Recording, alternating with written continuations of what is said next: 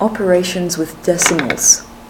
So the aim today is to make sure that we remember how to add, subtract, multiply and divide decimals with and without a calculator. So what I'm going to do is show you the method without a calculator. We'll check with the calculator. Adding and subtracting is the same method as adding and subtracting normally.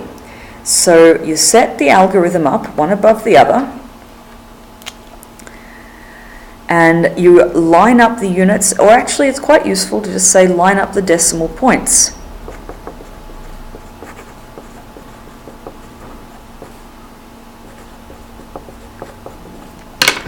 So this is 3.0 minus 1.023. It's important to remember that when there's no more numbers after a decimal point, that's just zeros. So we want to have extra zeros there.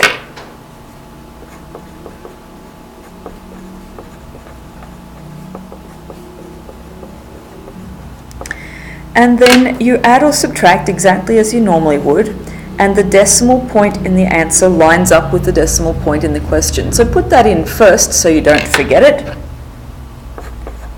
Decimal point. And we'll need to do some borrowing here because none of these can have my subtraction happening. So that's 2. This becomes 10 because I've moved a 1 over, but we'll make that 9 so we can borrow again. 10 minus 3 is 7, 9 minus 2 is 7, 9 minus 0 is 9, 2 minus 1 is 1. Checking with a calculator, 3.0 minus 1.023, 1.977. It's often a good idea to estimate. This is about 3, this is about 1, 3 minus 1 is 2, I should get an answer of about 2, which I did. 2.4 divided by 8. Now there's a useful little mental trick that you can do if you want. You can do 24 divided by 8. That's nice and easy, that's 3. And then just move your decimal point back 1 over to 0.3. So we should get 0.3 for this. But let's have a look. Again, it's just the normal division algorithm. But don't forget the decimal point. So 2.4 divided by 8, and put your decimal point in to start with so you don't forget it at the end.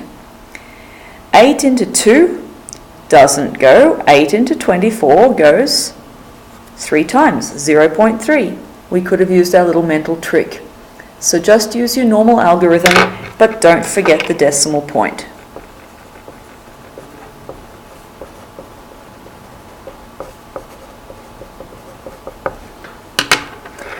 Multiplying, it's actually the normal algorithm for multiplying, but with one extra step. So in multiplying, we don't line up the decimal points or the units or whatever we normally line up. We line them up across to the right. 0.813 times 3, lining up to the right. And we're going to multiply by 3, by everything here by 3. If it was a decimal, if it was times 0.32 or something, we'd still line it up here. We'd still follow the normal algorithm for multiplying.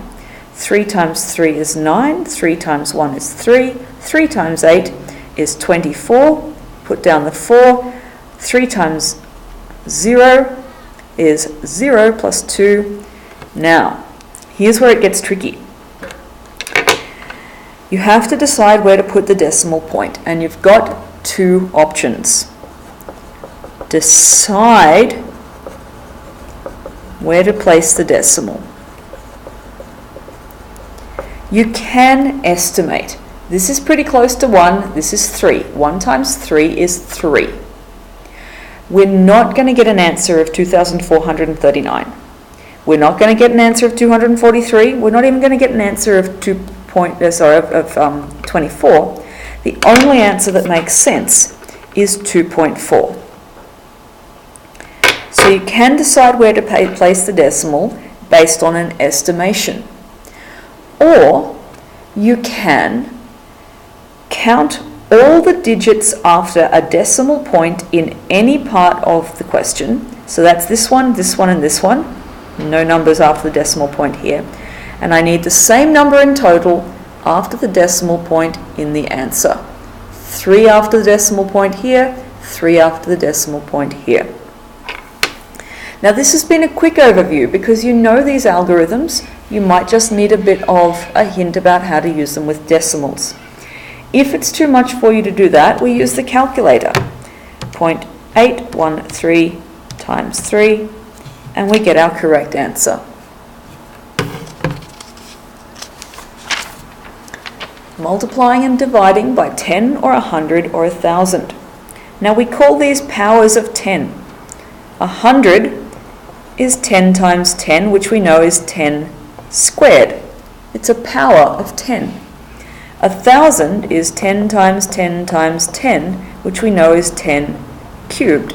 It's a power of 10.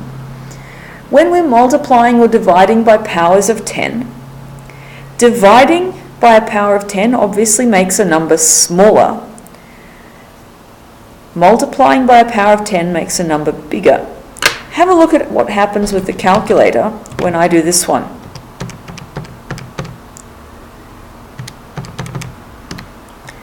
It's the same numbers, 63124, but the decimal point has moved 2 spaces to the left to make it a smaller number.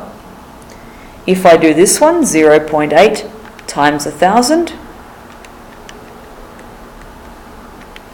800, it's the same number, 8, but the decimal point has moved 3 spaces over, 1, 2, 3, to make 800.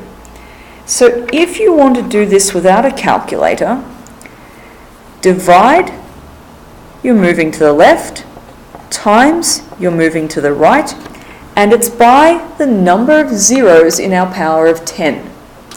So this, jump over once, we're jumping the wrong way because we're dividing, jump once, jump the decimal point twice, and if you jump over a blank, put a 0 in. So my decimal point ended up here, so that's, put your 0 in front of it, just as a placeholder, 0.063124.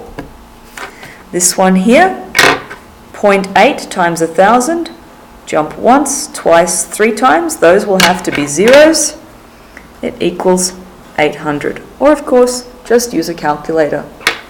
Now dividing by a decimal is very definitely extension, so if you want to stop here, feel free. You do have a couple of options when dividing by a decimal. It can be easier just to change it into a fraction and divide by a fraction. But a decimal divided by a decimal, it's not pretty. We don't want to have to do this. Your strategy, if you have to do it by hand, is to multiply both decimals by 10 until the one that you're dividing by gets to be a whole number. Now we just learned how to multiply by 10.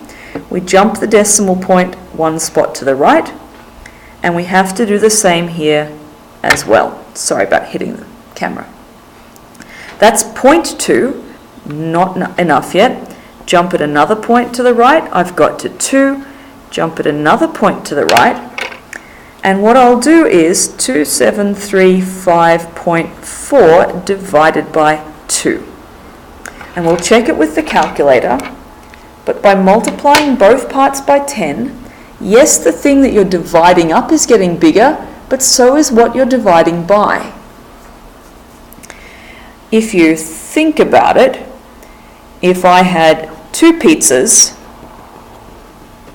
and 1 person, that's 2 pizzas each. If I had 20 pizzas and 10 people, that's still 2 pizzas each, even though I multiplied both by 10.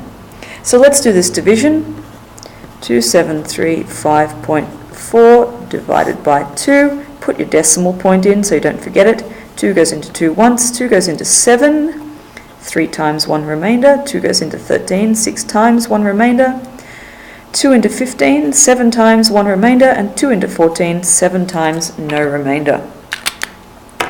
If we check our original, 27.354 divided by 0.02, 1367.7. So this strategy can make it a lot easier to divide by a decimal.